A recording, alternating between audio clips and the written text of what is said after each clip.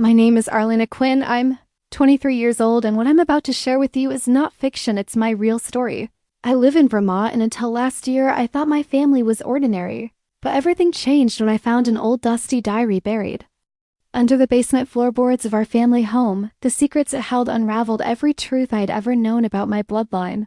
There were hauntings, betrayals, and a curse we had no idea we were living under. I survived, but I don't know if I'm safe. Subscribe, like, and share if you want more real-life horror stories like this. This story is written and edited by Dark Life Side Diaries. Started in the middle of winter when the pipes in our 150-year-old farmhouse burst after a blizzard knocked out power for 2 straight days.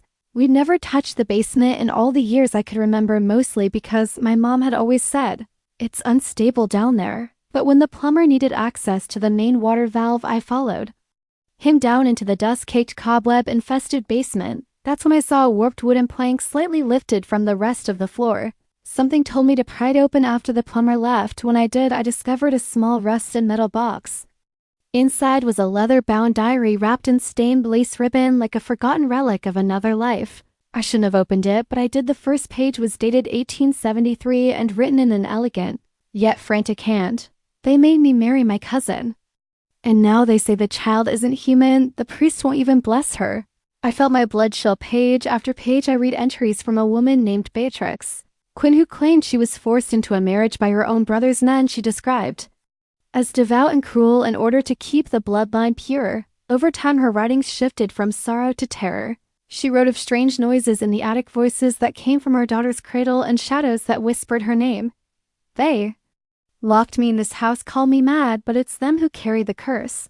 I dropped the diary that night, unable to sleep, but it wasn't over. The following evening, my father, who hadn't set foot in the basement in over 2 decades, was standing at the top of the stairs, staring down, whispering something I couldn't understand. When I touched his shoulder, he nearly hit me and said, "Don't ever go down there again." Something was off. His eyes weren't right, cold and glassy. My mom said he was just stressed, but things escalated fast. Every mirror in our house cracked overnight. Our dog Muffin refused to enter the living room. And every night at 2:13 a.m., the hallway light flickered violently. One night I decided to record what happened at that hour. I set my phone in the hallway facing the mirror. The next morning, the video showed a pale woman standing behind me as I slept, except she had no eyes. Her mouth moved, but no sound came out, and then my phone screen shattered. On its own, I started having nightmares where I was locked in the same attic. Beatrix mentioned hearing babies cry, but no baby was there. Then came the scratches on my arms, on the hallway walls, on the ceiling above my bed. I finally told my cousin Drew, the only person who believed in this kind of stuff, and he drove 3 hours to help me cleanse the house. But what he found shocked both of us. Behind a boarded-up wall in the attic, he discovered a child-sized rocking chair and hundreds of old bones, human bones. We called the sheriff, but before they arrived, my father went missing. Mom swore he left in the night, but the security camera at the front door showed nothing. Nothing except that pale woman, again standing just outside the house, looking directly into the camera. I knew then that something ancient, something tied to our bloodline, had been disturbed. I had opened something, and now it wanted more. The nightmares didn't stop after that night. In fact, they grew worse.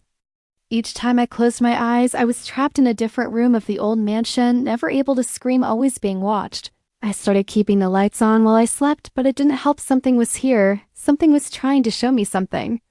On the 3rd night, I woke up to find muddy footprints all over the hallway carpet. I lived alone. My door had been locked from the inside. I wanted to run. I wanted to leave the house behind, but some strange pull kept me rooted here, as if I wasn't done uncovering the truth. I spent the entire next day researching the house's past. The internet didn't help much, but the town library's archives told me enough. The house had belonged to a woman named Matilda Crow, a reclusive midwife suspected of witchcraft, who vanished after her entire family was killed in a fire that left only her room untouched. According to the reports, she had cursed the bloodline of the man who betrayed her. That man's name? Walter Granger, my great-grandfather. That night, I called my mother, furious that she had sold me a cursed inheritance, but she was silent. Then she muttered something chilling. "You were chosen, Kara. It always skips a generation." I dropped the phone. My mother had known she had survived something I hadn't even imagined. I began documenting everything, every whisper, every shadow, every flickering candle I hadn't lit. I needed proof. That's when I met Elijah, a paranormal investigator I found online. He came 2 days later. Cameras and EMF sensors and hand-confident, arrogant, even. "This will make great content," he smirked, but the house humbled him quickly. On the first night of his investigation, he heard a woman crying in the attic, except there was no attic. The blueprint had no record of it, but we both heard the crying on the second night. Elijah vanished for 2 hours and came back with blood on his shirt and a lock of hair in his hand. He didn't know how it got there. I should have made him leave, but I needed answers. We tore apart the second-floor closet and found a sealed wooden staircase hidden behind a panel. With flashlights in hand and dread pressing on our chests, we descended. It wasn't just an attic, it was a full room untouched by time dolls. Lined the shelves, all with human hair. In the center stood a cradle, and inside it a journal, leather bound and soaked in something brown and sticky. Matilda's journal. She wrote of betrayal, pain, and her pact with something ancient. She hadn't just cursed Walter, she'd made an agreement with a shadow figure who would take something from every generation until her soul was repaid. That shadow had a name written over and over again until the ink ripped through the page. Curran. Elijah left the next morning. He wouldn't answer my calls. He blocked me. I couldn't blame him. The house was eating us. I started losing time, finding myself standing outside the house at dawn with no memory of how I got there. Then one night, I found my reflection smiling when I wasn't. I screamed. The mirror cracked. My face didn't move. That's when I realized the curse wasn't just tied to the house, it was inside me. Curran wasn't just haunting me. He was preparing me to become what Matilda had once been. I found old markings carved beneath my bed, under the paint, behind the wallpaper, symbols that matched the journal. Ritual markings. I traced them with salt and ash, trying to disrupt the power it only made him angrier. Every door in the house slammed. My ears bled. The mirrors shattered. And then my mother showed up at my door. She looked pale, weak, like she hadn't slept in years. "It's your turn," she said. "I broke the chain by giving you the house. Now it wants you." She told me things I could never unhear. How she had given birth to a stillborn child that cried weeks later.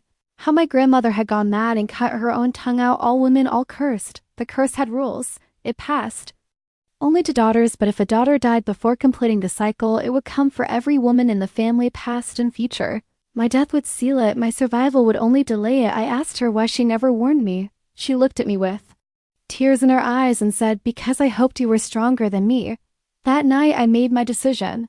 I was going to end this, even if it meant doing what my ancestors never dared. I returned to the attic with the journal and began the reversal. Ritual detailed on the last page, a ritual Matilda had written but never completed. Blood from the cursed fire from the original source, and the name of the betrayer whispered backward as the clock struck 3:33 a.m. I sliced my palm, lit the cradle on fire, and spoke Walter's name in reverse. Retlau.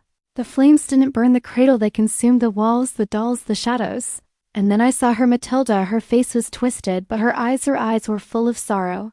She screamed, lunging toward me, but then something else grabbed her, a darker force, larger, like a void. Curran. He wasn't done. He didn't want her. He wanted me. I collapsed, choking, bleeding, and everything went black. I awoke in the hospital. The house had burned to the ground. No remains were found except a single doll, perfectly intact, placed at the center of the ashes.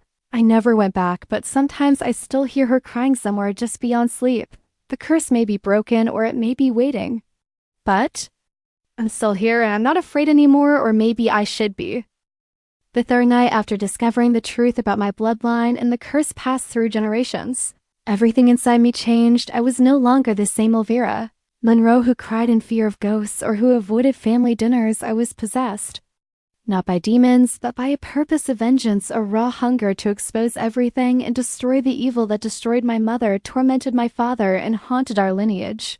Every wall in our mansion echoed with whispers that once frightened me, but now they were guiding me. I stopped sleeping, spending nights in the attic, reading the remaining pieces of the journal, now fully consumed in the horror that unfolded over decades.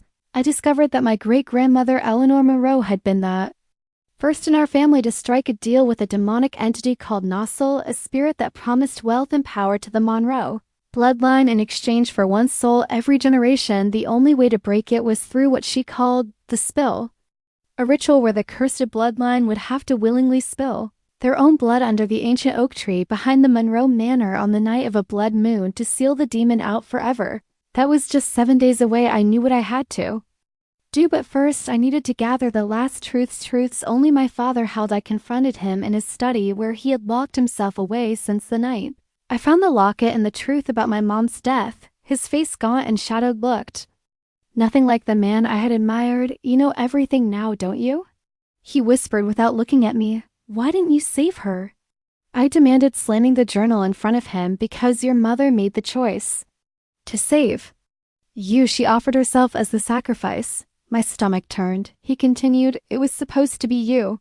The demon had chosen you before you were even born, Elvira. But she bargained her soul the night you turned 10. That was the same night I saw her burn in the basement. It wasn't an accident, but now it's come back. And it wants what was promised, he added, eyes hollow. The rage inside me roared. I would not let the curse take another piece of me. I ran from the study straight to my mother's hidden altar deep in the woods where dried roses and torn cloths of old rituals still remained untouched. I needed help from the other side, and the only person who had fought the curse was my mother. I began chanting the words written in her own hand inside the journal, an ancient tongue not meant for the living. The wind howled, and for a moment everything turned black. When I opened my eyes, there she stood, my mother, or at least what was left of her, a ghostly form, transparent, glowing faintly under the moonlight. You're not safe, she said. He's not your real father. My breath caught. What? I whispered. The man who raised you is part of the cult. He was the final gatekeeper of the curse. The real Ezra. Monroe, your biological father, died the night you were born. The man inside our house is a vessel for Nossel. Every bone in my body stiffened. He's been preparing you for the ritual since you were a child. He lied to me, lied to you. My whole world collapsed in that moment. My entire childhood, all the bedtime stories, the hugs, the grief, it was all an act. I rushed back to the house to confront him, heart racing, betrayal burning through me like wildfire. But when I entered the house, everything was dark, no lights, no candles, just silence. And then, chanting, I followed the voices down to the basement, the same one where my mother had died, and found a circle of robed figures surrounding my father. On the floor in the center was a new body, mine, or rather a wax version prepared for the ritual. He turned and smiled at me, but it wasn't his face. His eyes had gone black. You're early, he hissed. We weren't ready yet. You're not my father, I screamed. No. The voice from his mouth replied, but I raised you well. Rage took over. I grabbed the silver dagger from my mother's altar, ran through the circle, and sliced through his chest. Black smoke erupted from the wound, and the entire basement shook. The robed figures screamed and scattered as the spell broke. The demon inside the imposter howled in fury as I pressed the dagger deeper, chanting the same exorcism my mother had written. A gust of red light burst from his body and launched me across the room. Everything went dark. I woke up in my bedroom, drenched in sweat, clutching the journal. For a moment I thought it had been a dream. But when I walked downstairs, the basement door was sealed with blood, and his body, no longer possessed, lay cold on the floor. I burned it. I didn't wait for the blood moon. I took the dagger, walked out to the old oak tree, and stood barefoot on the earth where so many had died for power. I looked up at the red moon and whispered, this ends with me. And I spilled my own blood onto the roots just as the ritual required. Pain shot through me as if the curse resisted. But I didn't stop. I screamed, cried, and bled for everything this family had done, and then silence. The wind stopped, the leaves stilled. A wave of peace, unlike anything I had ever felt, washed over me. The curse was broken, but peace came with the price. The Monroe fortune vanished overnight. The house began crumbling as if the evil had been holding it together. I left that town, that nightmare, and started over in Oregon where nobody knew me. But sometimes in the middle of the night, I still hear whispers in my sleep.